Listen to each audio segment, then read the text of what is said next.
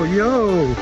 So past few days, when I was driving, we saw this strawberries on the road and sabi ko, balikan namin para makuha namin. Tapos gagawin namin strawberry jam. Maliliit lang siya. So let's see while we are walking.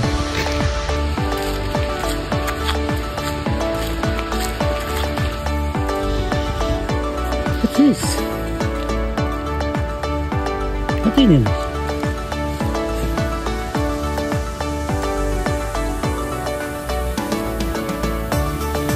See?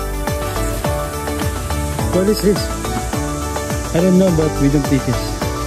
I'm not sure. So today it's somehow windy. The tractor already removed some of the plants. May nakikita kaming mga berries, pero sa pupuntahan namin, niliko kami doon. Kasi last time nakita namin marami.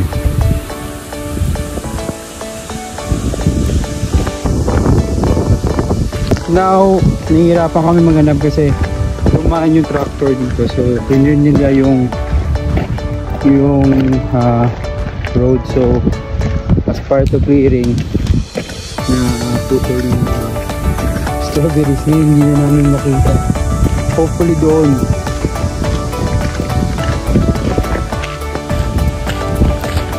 Where are they now?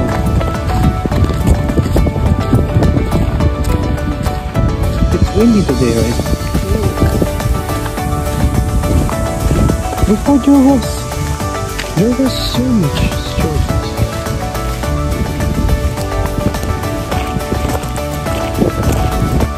We got our first strawberry here.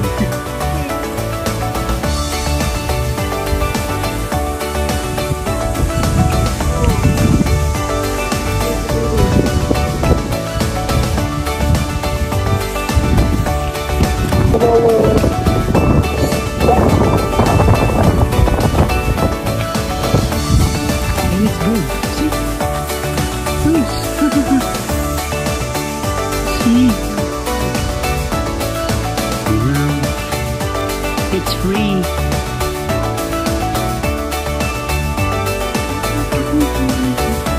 Yes. Wild berries. Strawberries. Kukunti lang makukuha namin. Pwede mo siyang ilagay sa puro. Mostly yung breakfast nila dito is puro or oatmeal. Free. Free strawberries. Saan ka pa, di ba?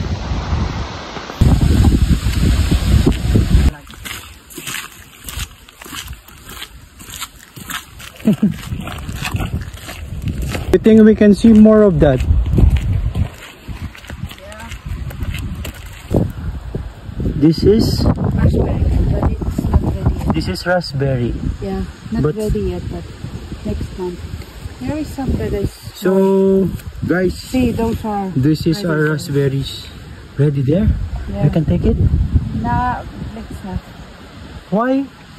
Because it's in how others are. So this is raspberry. But it's not ready. So raspberry po ito. Pero hindi pa siya ready. Siguro next month. Okay. So do we have too much? Much, yes, it's heavy already. It's not too much. So we're still walking and checking if there's still more. Kasi yung tractor remove it all. So let's see. Meron pa kami makuha.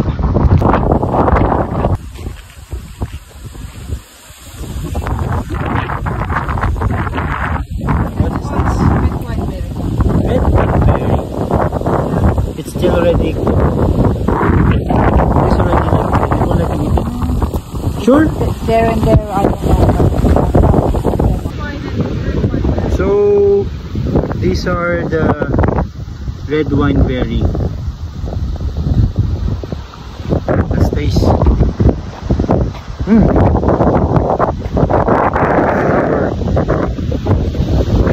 immediate like jam to.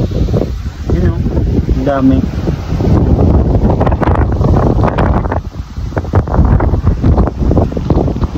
Sarap, libre. Ah, here's kind of like sweet.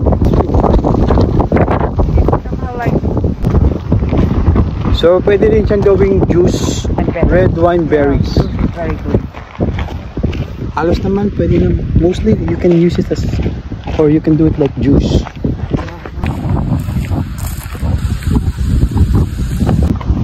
So, we've been walking for a while now. Parang wala ditong berries.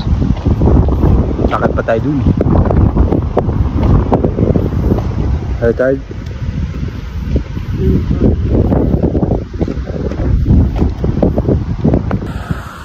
So finally,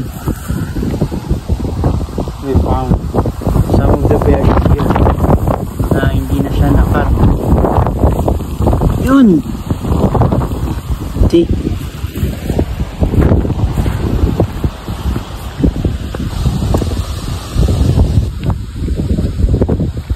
So yung kagandahan lang dito, kahit saan lang tumutubo yung wildberries. Just to let you know, these wildberries are safe to eat without chemicals, and yung fresh and natural siyang tumubo in the environment. So fresh or safe na safe siyang kainin. Oh my god, it's somehow big. See? This much we got from our wild strawberries picking day. Malaki kasi yung basket eh. The basket is big, that's why. But Yeah. not bad. Not bad for today. Berries, it will stay green. It's karviainen. Karabayain. Yeah, it's very good.